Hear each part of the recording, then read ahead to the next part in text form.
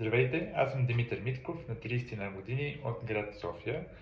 По професия съм директор клиническо обслужване в голяма международна компания и, както може да си представите, всъщност работата ми е свързана с доста стрес, напрежение, недоволни и доволни клиенти, справяне с различни казуси, работя в офис, съответно по цял ден съм в седнало положение и предвид самата заетост на работата ми и динамиката, това води до така сериозни проблеми, които с годините успях да натрупам в сферата на кръста, на гърба, въобще цялостна неразположеност. През годините съм тествал изключително различни варианти. Стречинг, йога, упражнения, медикаменти, масажи, практики и така нататък. Общо, разбира се, част от тях са работили, друга част въобще нямаха никакъв ефект, но болката в кръста всъщност продължаваше да си пулсира на правилното място и всъщност това до голяма степен пречи на цялостното ми ежедневие, което имам. Отскоро съм и млад баща, т.е. нов баща, с малко новородено детенце, което допълнително всъщност така ожесточи болките в сферата на кръста. Знаете, цялото вдигане, сваляне, кликни, седни и така нататък. И в комбинацията въобще и с липсата на движение, мисля, че случай ми е доста стандартен за голяма част от работещите хора в днешно време в офис и хора, които работят под напрежение, така че най-вероятно не ви казвам нищо ново, но това бяха нещата, които така определено ми пречиха на ежедневието. В един хубав ден просто видях един пост в Facebook от Кристиан Атанасов и за неговите тренировки по мобилност, предоставени от Крис.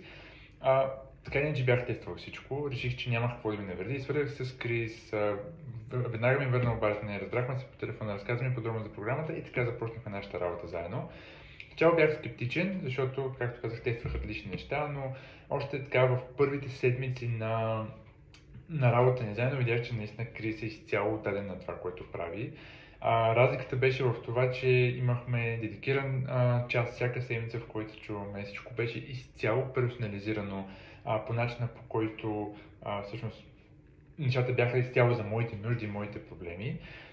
Нещо, което ми направи изключително добро впечатление, че вместо директно да се хвърлим в това какво можем да променяме, всъщност Крис направи един изключително дълбок анализ на целия ми стоеж, на походка, въобще, за да може да анализира къде са потенциалните проблеми, които бих имал. Наистина търсим проблема в същината, а не просто да даде някакъв тип упражнения, с които да ги правя.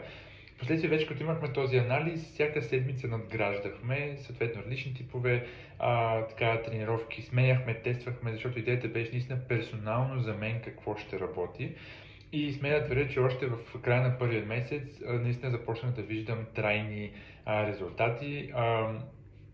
Болката започна да става все по-глуха и по-глуха, нямаше тези остри включвания.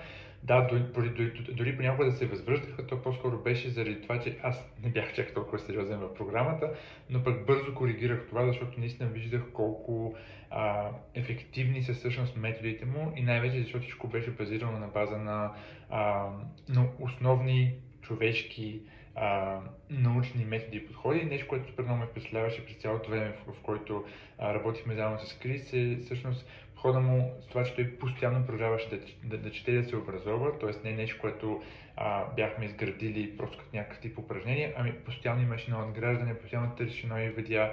Много често се включваше във Viber и ми казваше: Митак, знаеш ли, ето тук, това е нещо, което трябва да тестваш и ми пращаше редица видеа, инструкции, нещо, което беше проучил, беше записал специално за мен.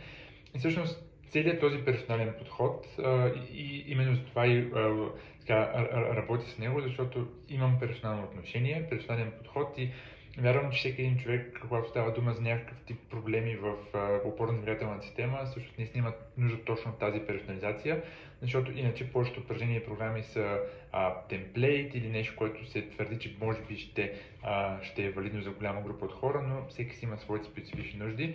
Именно това намерих и аз при работата ми с Крис и силно би го препоръчал. Благодаря ви.